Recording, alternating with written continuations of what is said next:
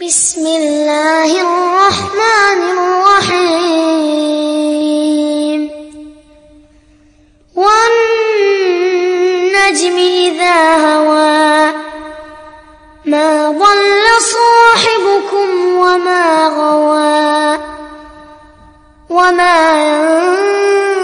yantiqu 'anil hawa. Akan ada fitnah-fitnah. Fitnah-fitnah ini maksudnya fitnah aliran-aliran sesat. Di mana sebab fitnah ini seseorang yang sore-sore itu beriman, besok paginya menjadi kafir. Sore-sore itu ahlus sunnah, besok paginya menjadi sesat. Maksudnya begitu kata para ulama. Gimana cara selamat? Illa man ahyahullahu bil ilmi. Kecuali yang selamat dari fitnah-fitnah itu adalah orang-orang yang dihidupkan oleh Allah dengan ilmu pengetahuan agama.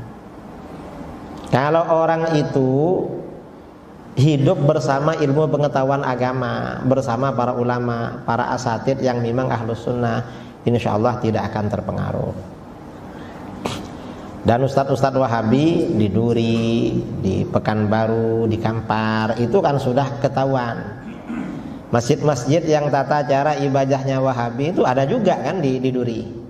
Kalau dulu semuanya kan seperti di sini, baca kunut, zikirnya nyaring.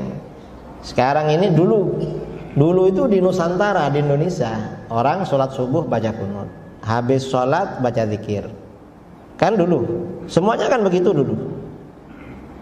Nah sekarang ini ada apa enggak di Duri yang enggak baca kunut? Kalau jadi imam ada, berarti itu Wahabi. Ada yang setelah sholat gak baca zikir, imamnya menghadap ke jamaah, bibirnya gerak-gerak, gak dengar apa yang dia baca. Ada. Hati-hati, jangan-jangan itu Wahabi. Nah ini Wahabi, nah pergi, jangan ada di situ. Tapi kalau jamaahnya yang ramai sama dengan kita, imamnya suruh pergi, ganti aja imamnya. Ganti. Mengapa? Karena kalau imamnya Wahabi, ini berjamaahnya makruh, gak dapat keutamaan berjamaah. Lebih bagus sholat sendirian masih. Sah, kita bermakmum pada imam Wahabi hukumnya sah. Tapi tidak dapat keutamaan sholat berjamaah. Lebih bagus sholat sendirian. Daripada pahalanya masyarakat rusak, imamnya diganti. Pak Imam, karena Pak Imam ini Wahabi, silahkan cari tempat lain.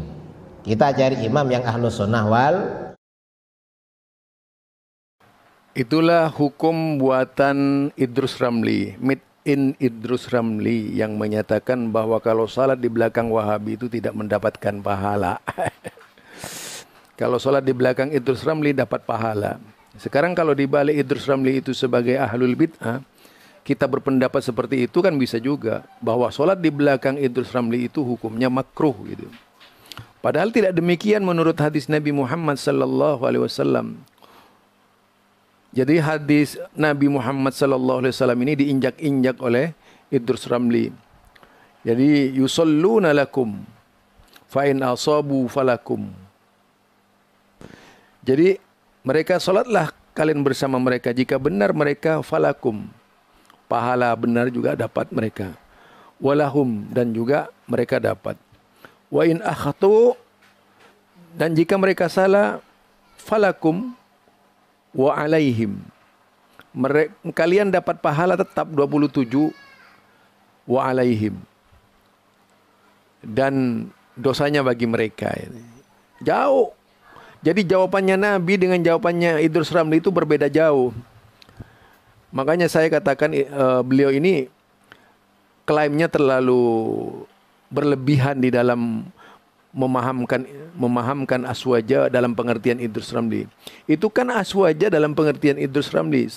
Kalau kemudian saya berpikir misalnya aswaja dalam pengertian Idrus Ramli itu adalah ahlul bid'ah, dan kemudian saya memposisikan diri sebagai Idrus Ramli, maka saya akan menghukumi apa yang dilaksanakan oleh Idrus Ramli itu pada waktu jadi imam itu makruh. Makruh itu kalau saya mau main-main dalam bidang hukum seperti itu. Jadi hukum itu tidak sebatas itu, Pak Kiai. Mungkin perlu dilihat apa sebab-sebabnya. Kalau hanya simpati kalau hanya sentimen golongan ya jangan dijadikan ini ya, jangan dijadikan ukuran pembenaran itu. Ukuran pembenaran mengatakan bahwa kebenaran itu adalah milik Anda. Ini kan seolah-olah Anda pemilik tunggal kebenaran, yang lainnya salah. Anda mengatakan selain ahlus sunnah itu hati-hati, sholatnya makruh. Wah, itu luar biasa Anda ini. Jadi pemegang kunci surga yang sesungguhnya itu Anda, seolah-olah begitu. Yang lainnya sudah dipastikan masuk neraka. Ini barangkali ya dari saya berkaitan dengan apa yang disampaikan oleh Kiai Haji Idrus Ramli ini, yang mengeluarkan fatwa sholat di belakang Wahabi makruh. Padahal sangat bertentangan sekali dengan hadis Nabi Sallallahu Alaihi Wasallam. Jadi kalau kita mau menggunakan hukum